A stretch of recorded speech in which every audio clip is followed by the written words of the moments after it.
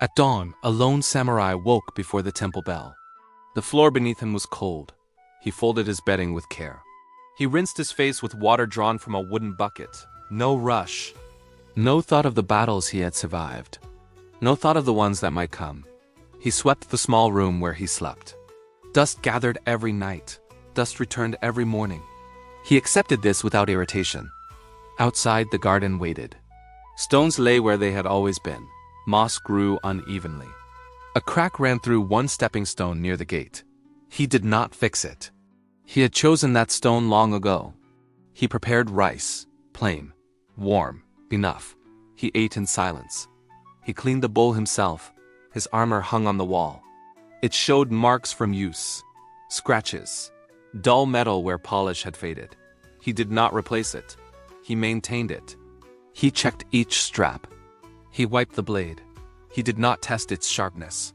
He already knew it. After this, he sat. He breathed. He listened to birds. He allowed thoughts to pass without following them. When the sun rose higher, he left the temple. He walked the same road he had walked for years. He greeted no one. He ignored no one. His life looked small from the outside. Few possessions, few words, few desires. Yet his presence was steady. When danger came, he did not hesitate. When fear appeared, it did not stay long. His discipline did not come from force. It came from the way he lived every quiet hour. This kind of discipline feels distant today. Modern life is loud. Choices never end. Screens demand attention. Self-care often becomes another task to optimize. Another thing to consume. But the samurai did not treat care as reward. He treated it as structure. Simplicity was not lack, it was design. The lesson hidden in his daily actions is simple. When you remove excess, discipline grows on its own. You do not need to chase it. You build it by how you care for yourself in small ways. In Japanese philosophy, this way of living connects closely to the idea of Wabi Sabi. Wabi Sabi is the acceptance of simplicity, imperfection, and impermanence. It does not ask you to improve everything. It asks you to see clearly what already exists. It values what is useful, worn, and honest. It removes the pressure to polish life into something impressive. Wabi Sabi teaches that discipline does not come from control alone. It comes from alignment. When your life is simple, your actions become consistent.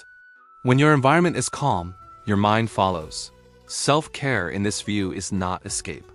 It is preparation. The first teaching is this: care for the basics before chasing improvement.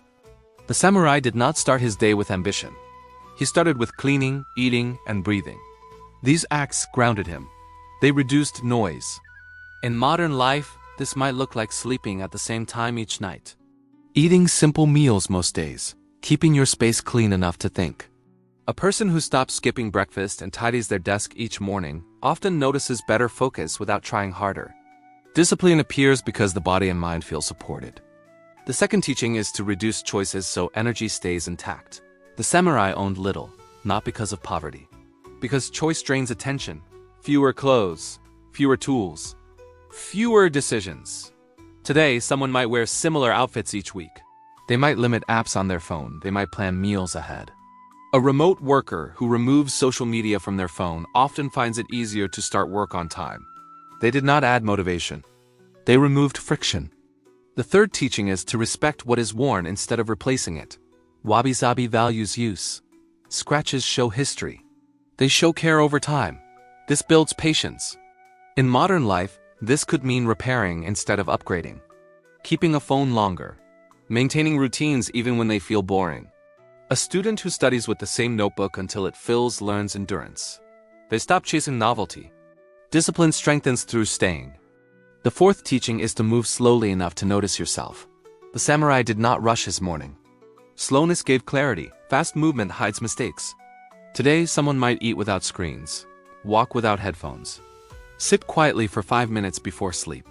A parent who takes 10 slow breaths before responding to stress changes their reactions over time. Discipline here is emotional. It grows through awareness, not force.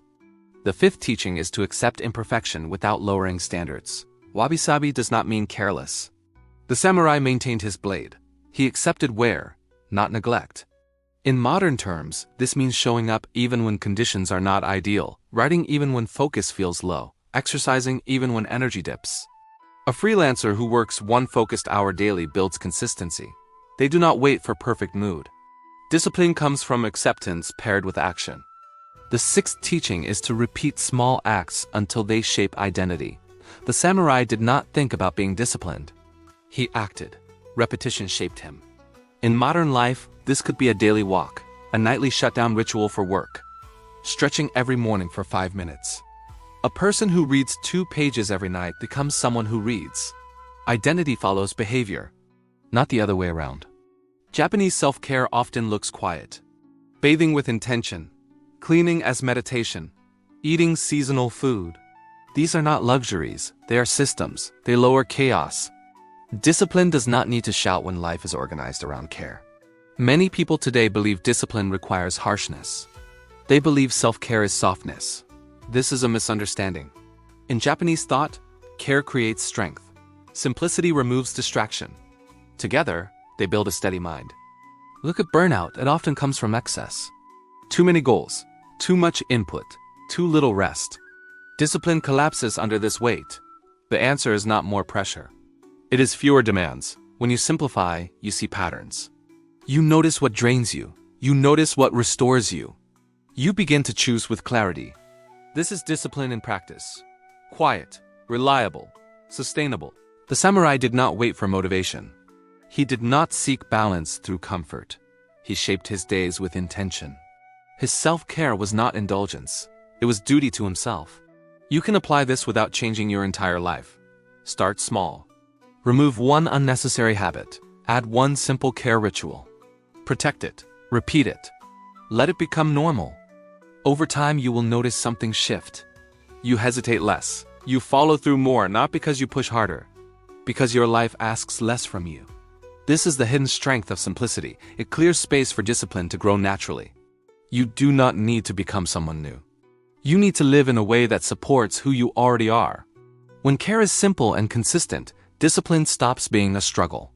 It becomes your default state. You are not chasing control. You are building a life that makes control unnecessary. The final truth is this. Discipline born from simplicity lasts because it respects human limits and honors daily care.